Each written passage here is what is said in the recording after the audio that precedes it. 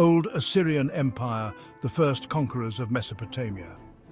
The Old Assyrian Empire, one of the earliest and most powerful empires in ancient history, emerged around the 21st century BCE and reshaped the Near East with its influence. Known for its extensive trade networks, military prowess, and centralized political structure, the Old Assyrian period laid the groundwork for future Assyrian dominance. This was a time when the city of Ashur, situated on the Tigris River, rose to prominence, becoming a symbol of economic power, religious devotion, and military strength.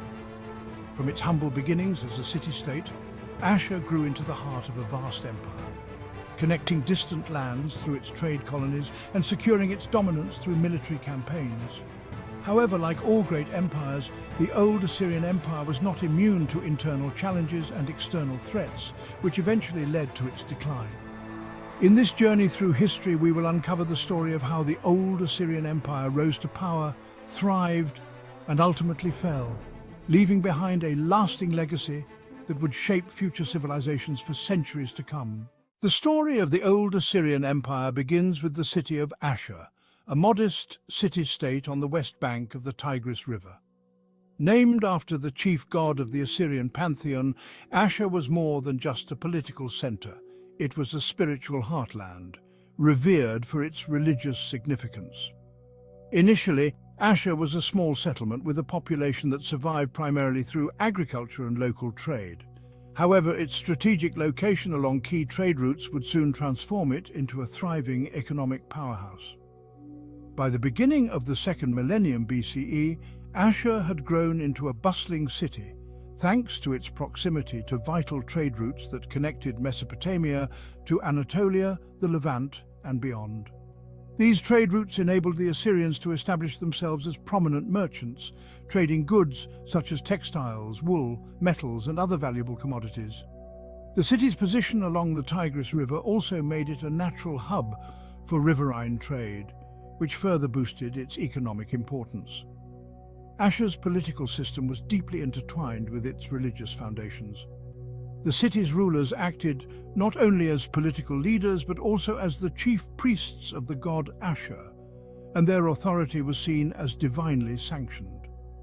This unique combination of religion and politics helped to legitimize their rule, ensuring the loyalty of the city's inhabitants and securing their position at the head of an expanding empire.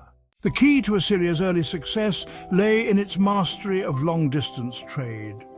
The Assyrians developed an extensive network of trade routes that stretched across the ancient Near East, connecting Ashur to cities as far afield as Kanesh in Anatolia and Mare on the Euphrates River.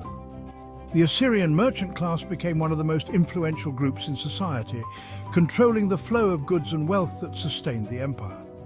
One of the most important commodities traded by the Assyrians was tin, which was essential for making bronze, the metal that defined the Bronze Age.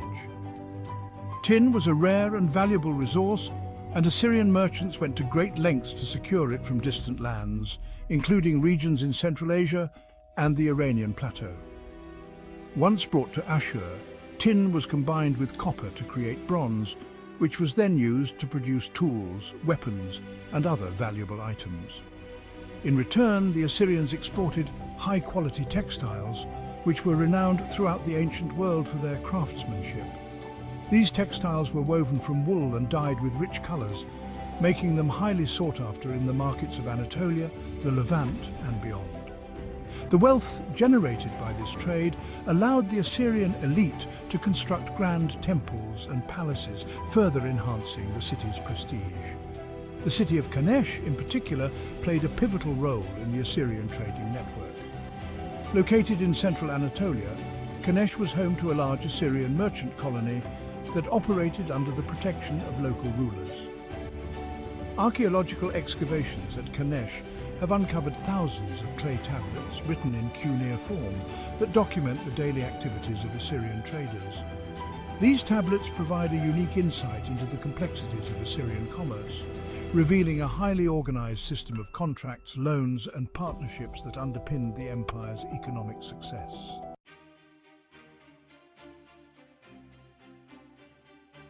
While trade brought wealth and prosperity to Assyria, It was the empire's military power that ensured its survival and expansion.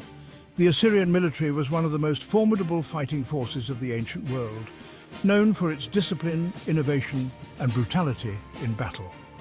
Assyrian armies were highly organized, with well-trained soldiers who were equipped with the latest in bronze weaponry, including swords, spears, and shields. One of the key innovations of the Assyrian military was the use of chariots in warfare. Chariots provided the Assyrians with a significant advantage on the battlefield, allowing them to move quickly and strike with precision. The Assyrian chariot corps became a feared force, often turning the tide of battle in favor of the empire. In addition to chariots, the Assyrians were also early adopters of siege warfare techniques, using battering rams and other siege engines to breach the walls of enemy cities.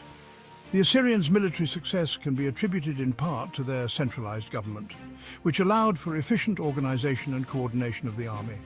The king, who served as both the political and military leader of the empire, was responsible for overseeing military campaigns and ensuring that the empire's borders were defended.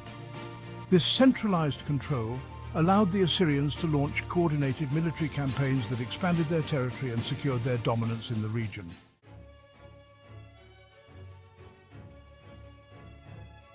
The kings of the old Assyrian Empire were not only warriors and rulers, they were also seen as the earthly representatives of the gods. The king's dual role as both a political leader and a religious figure gave him immense power and authority. The most important of these kings was Shamshi-Adad I, who reigned from 1809 to 1776 BCE. Shamshi-Adad's reign marked a turning point in the history of the old Assyrian Empire as he expanded the empire's territory and centralized its administration. Shamshi-Adad was a brilliant strategist and a shrewd diplomat. He established a system of provinces, each governed by local officials who reported directly to the king. This administrative system allowed Shamshi-Adad to maintain control over a vast and diverse empire, ensuring that resources and tribute flowed steadily into Ashur. Under his rule, Assyria became one of the most powerful states in northern Mesopotamia, rivaling even the great city of Babylon. In addition to his military and administrative achievements, Shamshi-Adad was a great builder. He oversaw the construction of temples, palaces, and fortifications, many of which were dedicated to the god Ashur. These monuments not only served as symbols of the king's power, but also reinforced the religious and political unity of the empire.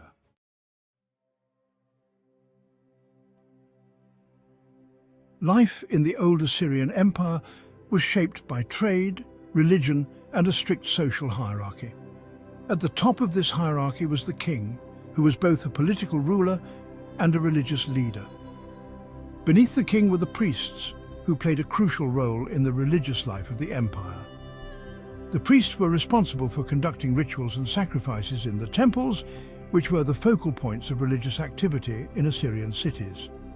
The majority of the population, however, consisted of merchants, artisans, and farmers. Merchants were particularly important in Assyrian society, as they controlled the trade routes that brought wealth and prosperity to the empire. Many merchants lived in Ashur and other major cities, but some established colonies in foreign lands, where they conducted trade on behalf of the Assyrian state. The artisans of the old Assyrian Empire were skilled craftsmen, producing everything from textiles and pottery to jewelry and weapons. Assyrian textiles in particular were highly prized throughout the ancient world for their quality and craftsmanship. These textiles were woven from wool and often dyed with rich colors, making them a valuable export.